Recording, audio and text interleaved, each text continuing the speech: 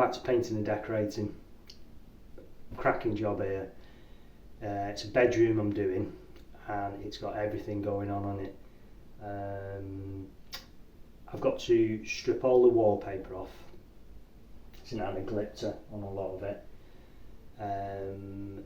There's a feature wallpaper on that wall, and the rest is just getting another anaglypta put on it, and then there's a colour going on that. Coving going up on majority of it, apart from the window wall, because it just won't fit, and all the curtains go there anyway, so it won't matter. So I'll give you a quick look around the room to show you how bad it is, what I've got to deal with, and then throughout the job I'll show you a few little bits and bobs, but generally the finish towards the end. So let's have a quick look round. So that's the window wall where I'm not going to really be able to put the coving up along the front of it. There's too much going on, and the curtains and blinds will cover the fact that there's no piece of coving there. So starting with that ceiling, bits of patchwork gone on it. So that just needs all dusting off. Bit of diluted PVA on them spots. Sort out a few of these cracks. There's a bit of damp in this corner, so I mean it's been fixed, so it's all about fixing it. So a bit of stain block, probably a bit of mould killer here and there, and then I'll get that coated up and see how these patches look, and then if I need to deal with them any further I will. So then basically that's the ceiling sorted, 2 coats of emulsion. So really the first job is to take off all the old wallpaper, and then once the wallpaper's gone I can get the coving up. Once I've got the coving up, it frees me up then to paper the walls, emulsion the ceiling, emulsion the walls, and then finally the feature wallpaper on that wall after you've done the woodwork, obviously. So there's a lot needs doing. A lot needs doing.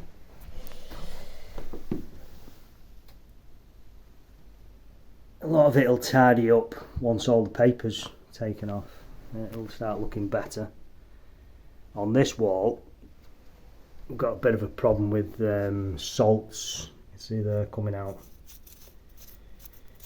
So that's going to need to be treated with alkali resisting primer, or some type of primer that can deal with difficult substrates. I think bin 123 is good for that one.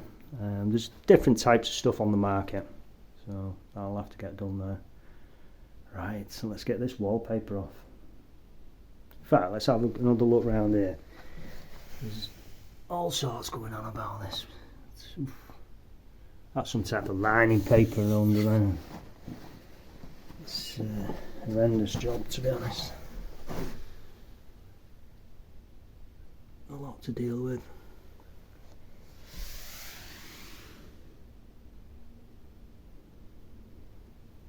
Nothing we can't sort out. Blimey. Goes on. Bit more there. Another nasty crack up there. There's drafts coming in through them. Before I start stripping the walls, I'm going to go around and remove any picture hooks or any fittings that'll be in my way, any nails or anything like that,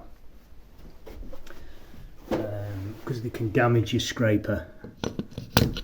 So I'll just get rid of them all, and then you can start scraping the wallpaper off. There's different ways you can strip wallpaper. This is like an anaglypta, so it's more difficult. Got emulsion on the front. Usually what I do is see how easy it comes off first of all with a scraper.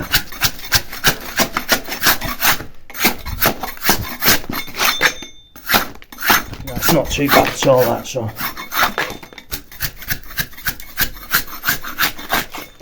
I might go across that and see how easy it all comes off. Alternatively, you can use a steam stripper. Sometimes you can cut the front like that and you can wet it and let it soak for a bit. And sometimes you can just wet it and you'll find it will soak in. It depends what paint is on the surface. But that's not going to come off too bad, that. So I'm going to dry scrape it best I can and then wet the backing and then take that off. But let's have a look at that. Oh, this is going to be a nightmare. That looks like another. So that's a wallpaper. That's a wallpaper. That's another wallpaper. Painted plaster. So that one.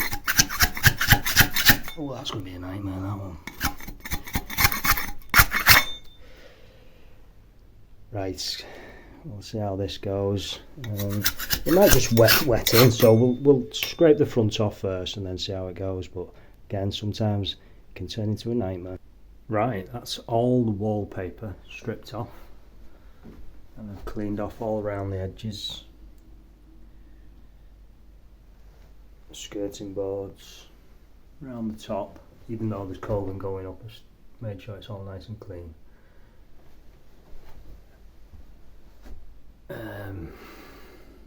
Looks worse than it is. That's the best way to describe it. Still a lot of work left to do, but a bit of Artex has come off that needs fixing. Put some mould killer up there. So next job is to stabilise the ceiling line, because it's springing like that, and if I'm putting coving up it needs to be nice and tight. So I'm just going to put a spot of foam here and there around and mark my line for the coving and things and scratch the wall in. The ceiling might not be too bad, but you're better off scratching in before you put your adhesive and your coving up. Right, so I'll crack on with this filling and get the coving up. So the next time you'll see it, I'll have the coving up and I'll be ready to get some paper on the walls.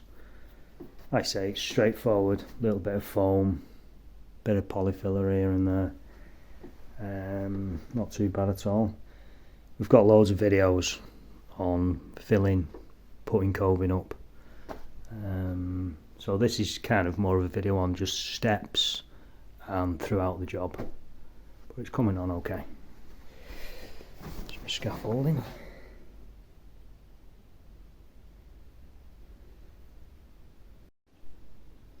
Just thought I'd show you where I'm up to.